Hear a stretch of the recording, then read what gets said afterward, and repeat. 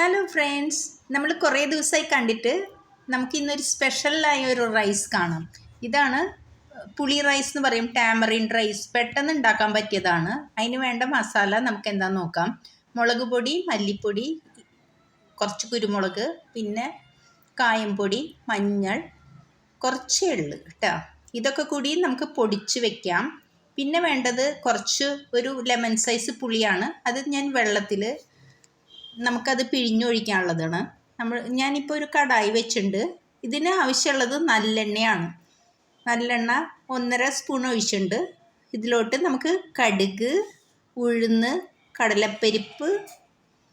ഈ പുളി റൈസ് കാണുമ്പോൾ തന്നെ ചെറുതിലുള്ള ഞങ്ങൾ വളരെ ഞങ്ങളുടെ അമ്മ ഉണ്ടാക്കി തരുമ്പോൾ ഞങ്ങൾക്ക് വളരെ ടേസ്റ്റായിട്ട് കഴിക്കണതൊക്കെയാണ് ഓർമ്മ വരുന്നത്. ഞാനും എൻ്റെ സിസ്റ്ററും കൂടി വഴക്കൂടി ഇങ്ങനെ ആർക്കാണ് അധികം ആർക്കാണ് കുറവ് എന്നുള്ളത് ഞങ്ങൾ കമ്പയർ ചെയ്യാറുണ്ട്.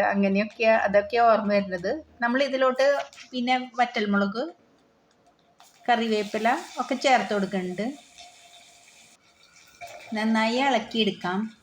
പിന്നെ നേരത്തെ വെള്ളത്തിൽ കുതിർത്ത് വെച്ച പുളി നന്നായി കുറച്ച് കട്ടിക്ക് തന്നെ കൂടി നമുക്ക് പിഴിഞ്ഞ് ഇതിലോട്ട് ചേർത്ത് കൊടുക്കാം.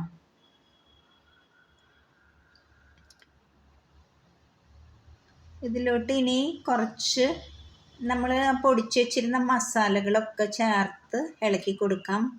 ചെറിയ കഷ്ണം ശർക്കരയും കൂടി ഇതിൽ ചേർത്ത് കൊടുക്കാം. ശർക്കര, ഉപ്പും കൂടി ചേർത്ത് കഴിഞ്ഞാൽ നമ്മുടെ ഈ പുളി റൈസിനുള്ള കൂട്ട് ശരിയായി.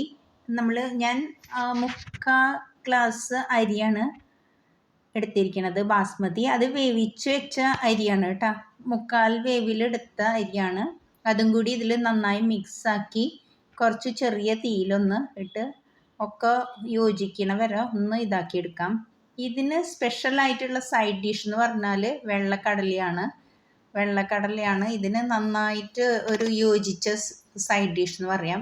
അപ്പോൾ ഇത് വളരെ ടേസ്റ്റി ആയിട്ടുള്ള റൈസാണ്. എല്ലാവരും ഒന്ന് ട്രൈ ചെയ്ത് നോക്കണം. മറക്കാതെ നമ്മുടെ ചാനലൊന്ന് സപ്പോർട്ട് ചെയ്യണം പ്ലീസ്.